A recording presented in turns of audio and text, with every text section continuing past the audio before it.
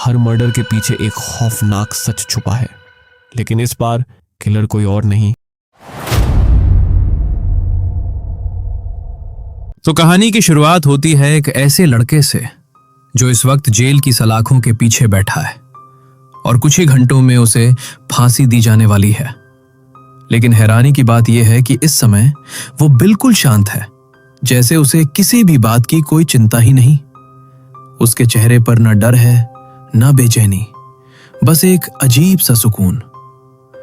तभी एक प्रीस्ट उससे मिलने के लिए आता है और जैसे ही वो उसे देखता है वो चौंक जाता है, क्योंकि आमतौर पर लोग मौत के नाम से ही काम चाहते हैं, लेकिन ये लड़का इतना रिलैक्स कैसे हो सकता है? यही सवाल वो उससे पूछ भी लेता है। लड़का हल्का सा मुस्कुराता है और कहता है, अगर सच जानना चाहते हो तो मेरी कहानी सुनो। मेरे पास सिर्फ 4 घंटे हैं, उसके बाद मेरी जिंदगी का क्या होगा मुझे खुद नहीं पता, लेकिन इन 4 घंटों में मैं तुम्हें सब कुछ बता सकता हूं। और फिर कहानी हमें ले जाती है उस समय में जब ये लड़का यानी बकेट अभी पैदा भी नहीं हुआ था। बकेट की मां का नाम था मैरी, जो एक बेहद अमीर परिवार से ताल्लुक रखती थी, रेडफेलो फैमिली, जिनकी दौलत करीब $9 मिलियन थी। लेकिन मैरी इन पैसों से बिल्कुल भी जुड़ी हुई नहीं थी। उसे इन सब चीजों की कोई परवाह नहीं थी। जब वो 18 साल की हुई, एक पार्टी के दौरान उसकी मुलाकात एक साधारण से लड़के से हुई जो एक बैंड में म्यूजिक बजाता था। धीरे धीरे मैरी को वो लड़का पसंद आने लगा और फिर एक दिन उसे पता चला कि वो प्रेग्नेंट है। ये खबर सुनकर वो घबरा जरूर जाती है, लेकिन हिम्मत जुटाकर अपने पिता को सब कुछ बता देती है। लेकिन जैसे ही उसके पिता को इस बात का पता चलता है, उनका गुस्सा फूट पड़ता है। उन्हें यह बिल्कुल मंजूर नहीं था कि उनके खानदान का नाम किसी आम इंसान के साथ जुड़ जाए।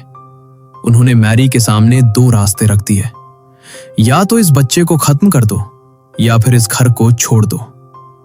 और मैरी बिना एक पल गवाए अपना फैसला कर लेती है। वो अपने बच्चे को चुनती है और इसके लिए वो अपनी पूरी दौलत, अपना परिवार, सब कुछ छोड़ देती है। वो उस लड़के से शादी कर लेती है और दोनों न्यू जर्सी के एक साधारण से इलाके में जाकर रहने लगते हैं, जहां ना कोई नौकर था ना कोई ऐशो आराम, बस एक छोटी सी आम सी जिंदगी। लेकिन मैरी इस जिंदगी में खुश थी। फिर वो दिन आता है जब बकेट पैदा होता है, लेकिन किस्मत को शायद कुछ और ही मंजूर था। उसी अस्पताल में जहां बकेट का जन्म हुआ, उसके पिता इस खुशी को संभाल नहीं पाए और उन्हें हार्ट अटैक आ गया और वहीं उनकी मौत हो गई। इस तरह मैरी एक सिंगल मदर बन जाती है और उसी दिन से वो अकेले ही सब कुछ संभालने लगती है। वो अपने परिवार के पास वापस नहीं जाती, बल्कि एक साधारण सी सरकारी नौकरी करने लगती है। पैसे बहुत कम मिलते थे, लेकिन फिर भी वो पूरी कोशिश करती थी कि बकेट को वो हर खुशी दे सके जो कभी उसने खुद महसूस की थी। वो उसे उसी स्कूल में पढ़ाती है जहां उसके परिवार के बच्चे पढ़ते थे। उसे पियानो सिखाती है, अच्छे कपड़े पहनाती है और उसे इस तरह तैयार करती है जैसे वो किसी अमीर घर का बच्चा हो, क्योंकि उसे पता था एक दिन बकेट को उसी दुनिया में लौटना है जहां से वो आई थी। स्कूल में बकेट को एक लड़की पसंद आने लगती है जिसका नाम था जूलिया। वो उससे दोस्ती करना चाहता था, लेकिन जूलिया को उसमें कोई दिलचस्पी नहीं थी, क्योंकि जूलिया बहुत अमीर थी और बेहद खूबसूरत भी। हालांकि बकेट भी दिखने में अमीर लगता था, लेकिन जब जूलिया ने उससे पूछा तो उसने सच बता दिया कि वो एक छोटे से इलाके में रहता है। बस यही सच उनके बीच दूरी बना देता है। फिर भी बकेट उससे कहता है, एक दिन मेरे पास बहुत पैसा होगा, क्योंकि मैं रेडफेलो फैमिली का हिस्सा हूं और एक दिन उनकी सारी दौलत मेरी होगी। कुछ समय के लिए जूलिया उसकी बातों में आ जाती है, लेकिन जल्द ही उसे ये सब झूठ लगने लगता है और वो उसका मजाक उड़ाकर उससे दूर हो जाती है। बकेट की जिंदगी में इसके बाद एक और बड़ा झटका आता है। एक दिन जब वो घर लौटता है तो उसे पता चलता है कि उसकी मां को कैंसर है और वो ज्यादा दिन जिंदा नहीं रहेगी। बकेट को उम्मीद थी कि ये खबर सुनकर उसका परिवार जरूर आएगा, लेकिन किसी ने एक कॉल तक नहीं किया। मरने से पहले मैरी उसका हाथ पकड़ती है और कहती है, मैं तुम्हें वो जिंदगी नहीं दे पाई जिसके तुम हकदार थे, लेकिन मुझसे वादा करो कि तुम एक दिन वो जिंदगी जरूर जियोगे, क्योंकि वो तुम्हारा हक है। और ये कहकर वो इस दुनिया से चली जाती है। उसकी आखिरी ख्वाहिश थी कि उसे उसके परिवार के ग्रेवयार्ड में दफनाया जाए, लेकिन रेडफेलो फैमिली ने यह भी मना कर दिया और मजबूरी में बकेट को उसे एक आम कब्रिस्तान में दफनाना पड़ा। इसके बाद वो आखिरी बार अपने परिवार से संपर्क करने की कोशिश करता है, लेकिन उसे एक लेटर थमा दिया जाता है जिसमें साफ लिखा था कि तुम्हारा यहां कोई हक नहीं है, और फिर उसे फॉस्टर केयर में भेज दिया जाता है। वो स्कूल, वो लाइफ, सब कुछ उससे छिन जाता है और वक्त के साथ वो बड़ा हो जाता है। वो एक आम सी पढ़ाई करता है और फिर एक साधारण सा सेल्समैन बन जाता है। उसकी जिंदगी अब एक मिडिल क्लास इंसान जैसी हो चुकी थी, लेकिन तभी उसकी जिंदगी में फिर से जूलिया की एंट्री होती है।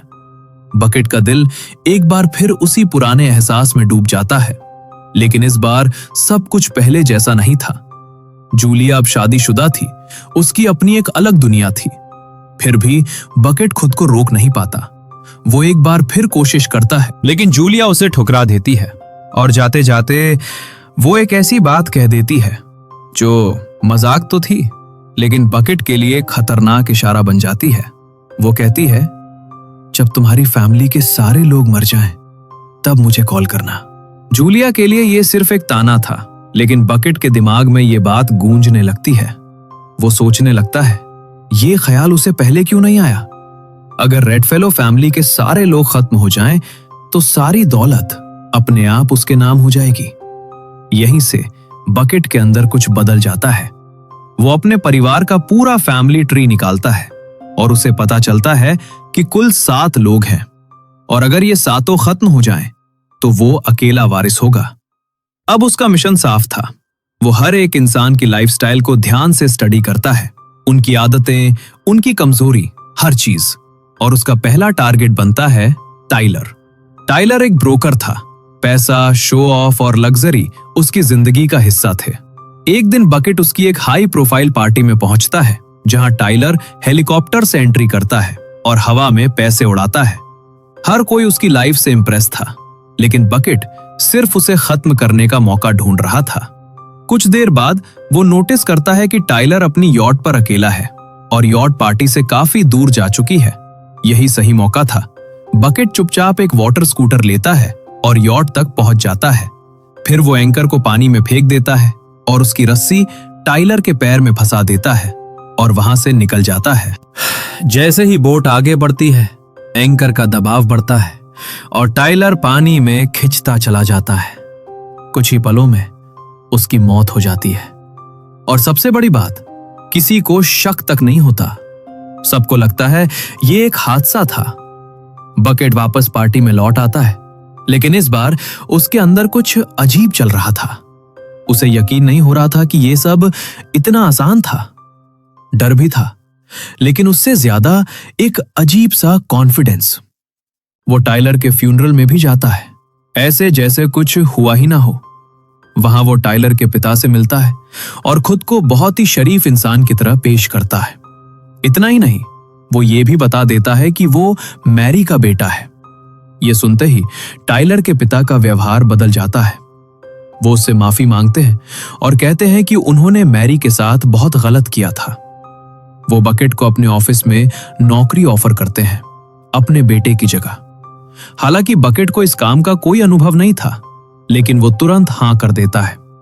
अब वो रेडफेलो फैमिली का हिस्सा तो नहीं, लेकिन उनके बिजनेस का हिस्सा जरूर बन चुका था। यहां से उसकी जिंदगी बदलने लगती है।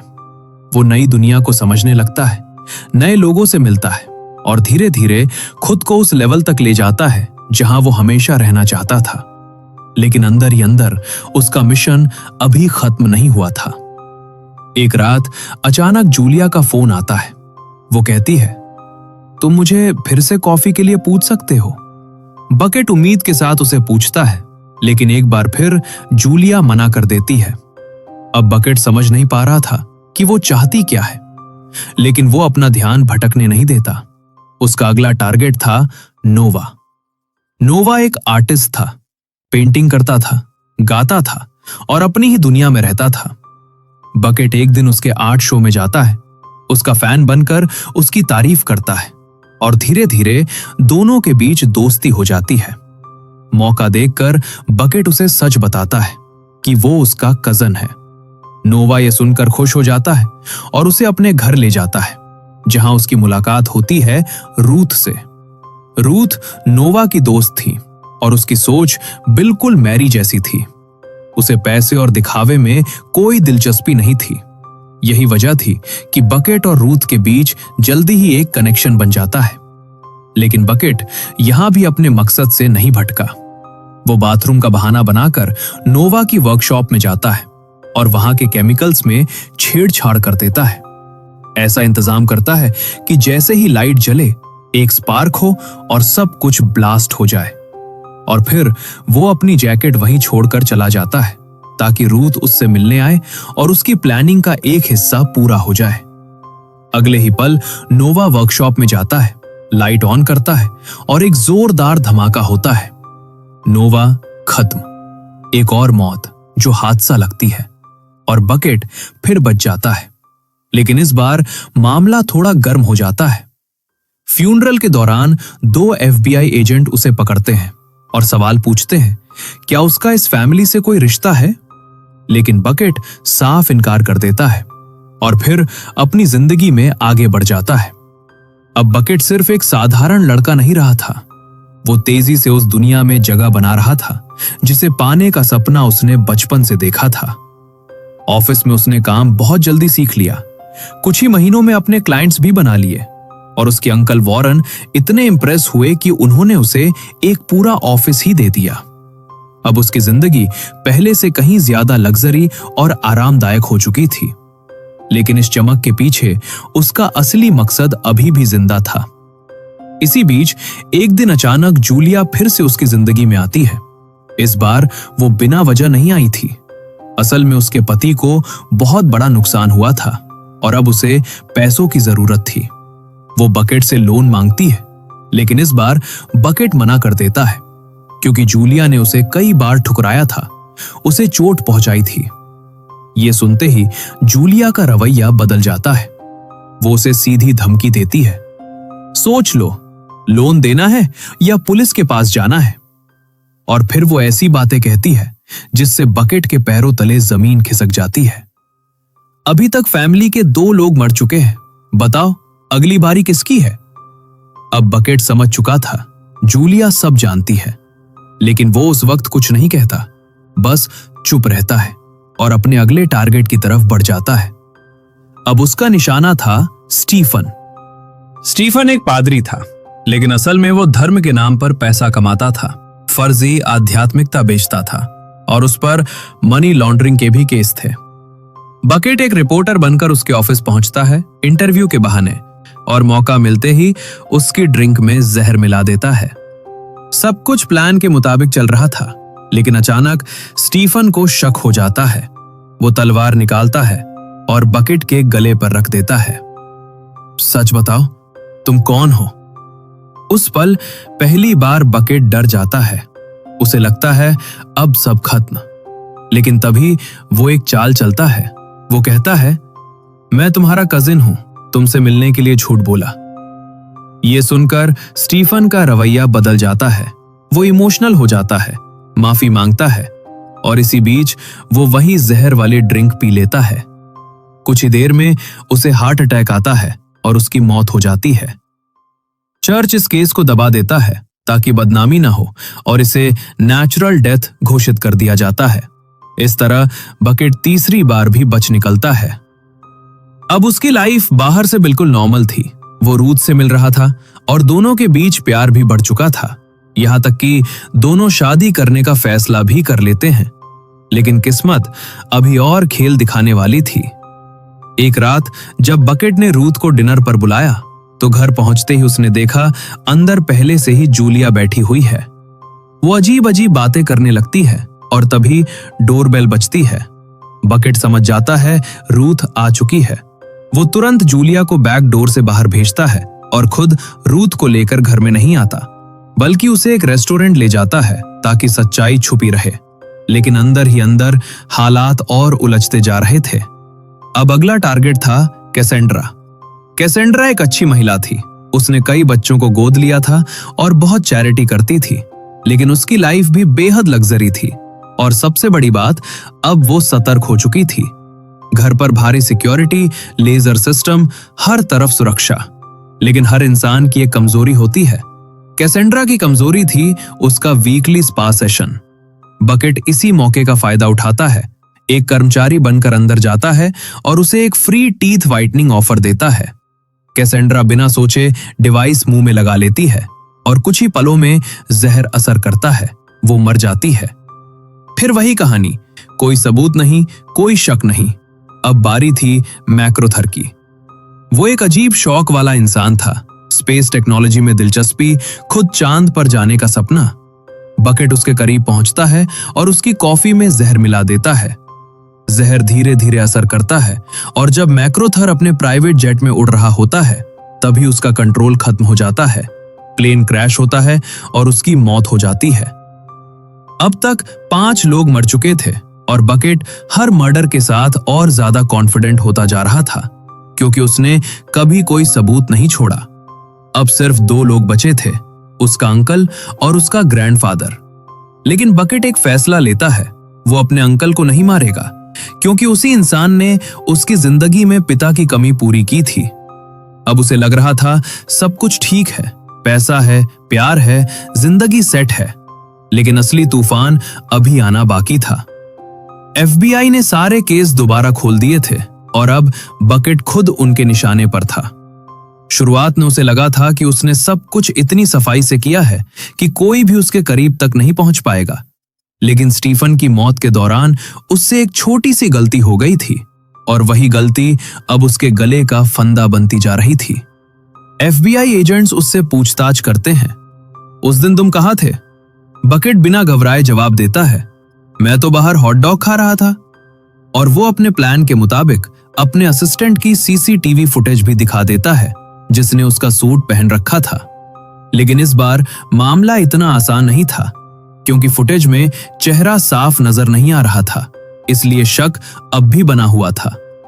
FBI ने उसके पीछे नजर रखनी शुरू कर दी, हर कदम, हर मूवमेंट पर नजर। बकेट की जिंदगी बाहर से सामान्य दिख रही थी, लेकिन अंदर ही अंदर वो लगातार दबाव में था। इसी बीच उसके अंकल वॉरेन की तबीयत बिगड़ने लगती है। उन्हें हार्ट अटैक आता है और वो अस्पताल में भर्ती हो जाते हैं। हैरानी की बात यह थी कि उनके अपने परिवार का कोई भी सदस्य उनकी देखभाल के लिए नहीं आता। सिर्फ बकेट हर वक्त उनके साथ खड़ा रहता है, दिन रात उनकी सेवा करता है। ये सब देखकर वॉरेन और भी ज्यादा इमोशनल हो जाते हैं और अपनी काफी सारी प्रॉपर्टी बकेट के नाम कर देते हैं। लेकिन कुछ ही समय बाद उनकी भी मौत हो जाती है। इस बार बकेट सच में टूट जाता है, क्योंकि ये एक ऐसा इंसान था जिसे वो खोना नहीं चाहता था। लेकिन वक्त किसी के लिए नहीं रुकता। जल्द ही उसकी और रूथ की एंगेजमेंट तय हो जाती है। सब कुछ सही दिशा में जाता हुआ लग रहा था, लेकिन उसी दिन उसे एक और इनविटेशन मिलता है, उसके ग्रैंडफादर का। वो कंफ्यूज हो जाता है, जाए या ना जाए। आखिरकार वो रूथ को सब कुछ बता देता है कि वो रेडफेलो फैमिली का हिस्सा है और उसके ग्रैंडपा ने उसे बुलाया है। रूथ उसे रोकती नहीं, लेकिन एक शर्त रखती है, एंगेजमेंट से पहले वापस आ जाना। बकेट हामी भर देता है, लेकिन जैसे ही वो जाने की तैयारी कर रहा होता है, तभी जूलिया एक बार फिर उसके ऑफिस में आ धमकती है। इस बार उसके हाथ में कुछ तस्वीरें थीं, ऐसी तस्वीरें जो बकेट के हर एक मर्डर का सबूत थीं। वो मुस्कुराते हुए कहती है, एक गवाही और तुम्हारी पूरी जिंदगी खत्म। फिर वो एक एक करके उसे याद दिलाती है, टाइलर, स्टीफन, सब कुछ। बकेट के चेहरे का रंग उड़ जाता है। अब वो पूरी तरह फंस चुका था। जूलिया उससे कहती है, अगर बचना चाहते हो तो एक छोटा सा काम करो। उसके पति को पैसों की जरूरत थी, $3 लाख। बकेट के पास कोई और रास्ता नहीं था। वो तुरंत चेक साइन करता है और खुद जाकर पैसे दे आता है। इसके बाद वो अपने ग्रैंडफादर से मिलने पहुंचता है। सालों बाद अपने दादा को सामने देखकर उसकी आंखें भर आती हैं। लेकिन ग्रैंडफादर बिल्कुल भी इमोशनल नहीं होते। वो सीधे मुद्दे पर आते हैं। इतनी जल्दी तरक्की कैसे कर ली? सच बताओ, सबको मारा कैसे? ये सुनते ही बकेट अंदर तक हिल जाता है, लेकिन वो चुप रहता है। तब ग्रैंडफादर खुद बोलना शुरू करते हैं। मैरी मेरी सबसे प्यारी बेटी थी, लेकिन उसने मेरा भरोसा तोड़ दिया और अब तुमने मेरी पूरी फैमिली खत्म कर दी। फिर वो एक एंटीक गन निकालते हैं और बकेट के हाथ में दे देते हैं। खत्म कर दो मुझे भी। बकेट के हाथ कांप जाते हैं। वो ऐसा नहीं कर सकता। वो गन नीचे रख देता है, लेकिन तभी ग्रैंडफादर खुद गन उठाते हैं और बकेट पर फायर करने की कोशिश करते हैं। अब ये जिंदगी और मौत का खेल बन चुका था। बकेट वहां से भागता है, खुद को बचाने की कोशिश करता है।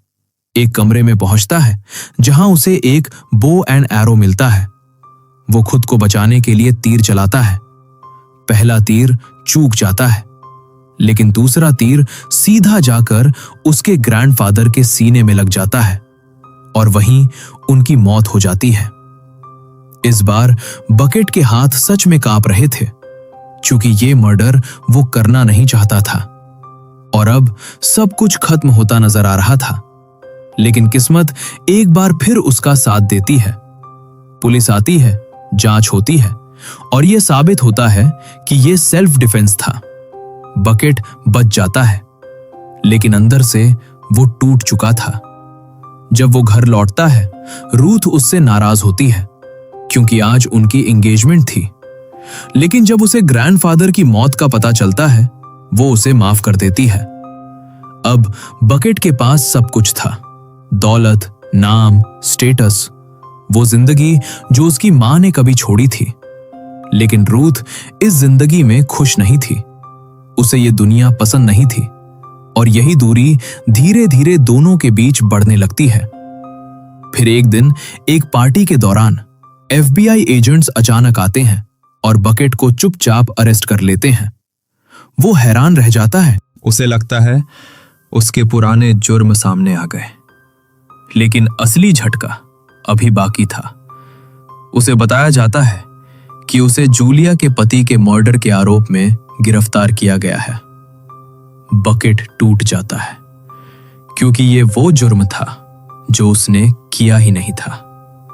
कोर्ट में सारा खेल सामने आता है। इस पूरे प्लान की मास्टरमाइंड जूलिया थी। उसने अपने पति की सुसाइड को मर्डर बना दिया और सारा इल्जाम बकेट पर डाल दिया। कहानी इतनी मजबूत थी कि रूथ भी उस पर यकीन कर लेती है और उसे छोड़कर चली जाती है। अब बकेट के पास कुछ नहीं बचा था। फांसी से पहले जूलिया उससे मिलने आती है और कहती है, मैं तुम्हें बचा सकती हूं, क्योंकि उसके पास सुसाइड नोट है। लेकिन बदले में उसे बकेट की सारी दौलत चाहिए। अब बकेट के पास कोई विकल्प नहीं था, या तो मौत या फिर धोखा। वो सब कुछ उसके नाम कर देता है और यही कहानी वो प्रीस्ट को सुना रहा था, जेल में बैठकर अपनी आखिरी घड़ियों में। लेकिन तभी पुलिस आती है और एक बड़ा ट्विस्ट सामने आता है। जूलिया ने इस बार उसे धोखा नहीं दिया। उसने सुसाइड नोट पुलिस को दे दिया और बकेट बच गया। जब वो जेल से बाहर आता है तो सामने रूथ खड़ी होती है। वो उसे उसका लॉकेट लौटाती है और बिना कुछ कहे चली जाती है। अब बकेट फिर अकेला था। सब कुछ होते हुए भी कुछ भी नहीं था। और तभी एक बड़ी कार उसके सामने आकर रुकती है। उसमें बैठी होती है जूलिया। अब उसके पास सब कुछ था, दौलत, स्टेटस और जूलिया भी। लेकिन वो नहीं थी जिससे उसने सच में प्यार किया था।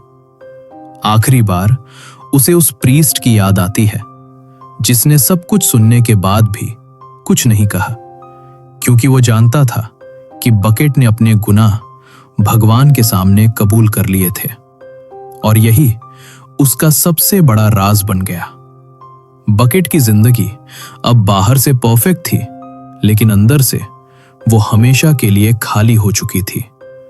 और इसी अधूरी जीत और खोखली जिंदगी के साथ ये कहानी यहीं खत्म हो जाती है।